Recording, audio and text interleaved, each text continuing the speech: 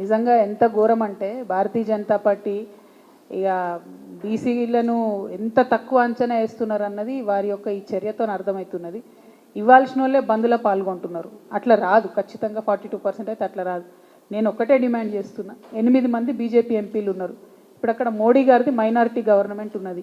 ఆయన చంద్రబాబు నాయుడు గారి మీద, నితీష్ కుమార్ గారి మీద ఆధారపడి ప్రభుత్వం నడుపుతూ ఉన్నారు. ఇటువంటి సందర్భంలో 8 మంది బీజేపీ ఎంపీలు మీరు రాజీనామా చేస్తే 42% రిజర్వేషన్ బీసీలకు నడుచుకుంటూ తెలంగాణకు వస్తుంది, ఉట్టికి కూడా రాదు. కానీ ఆ త్యాగాలు చేసడానికి బీజేపీ ఎంపీలు సిద్ధంగా లేరు. వాళ్ళ త్యాగాలకు తయారైతేనే జరుగుతుంది. మీరు ఆ త్యాగాలకు తయారయ్యేటట్టు కూడా తెలంగాణ జాగృతి పోరాటం చేస్తుంది.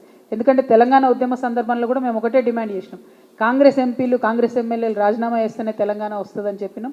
ఆనాడు కొంతమంది ప్రజాప్రతినిధులు జూపల్లి కృష్ణారావు గారు లాంటి వాళ్ళు రాజీనామా చేస్తేనే ఎప్పటికప్పుడు హీట్ పెరిగింది.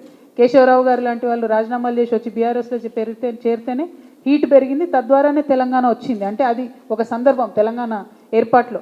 ఇవాళ కూడా బీసీలకు 42% రిజర్వేషన్ రావాలంటే బీజేపీ నాయకుల త్యాగాలతోనే అసాధ్యమవుతుంది. ఖచ్చితంగా 8 మంది బీజేపీ ఎంపీలు డిమాండ్ చేయాలని తెలంగాణ జాగృతి తరఫున, రిజైన్ చేయాలని తెలంగాణ జాగృతి తరఫున మేము డిమాండ్ చేస్తాం.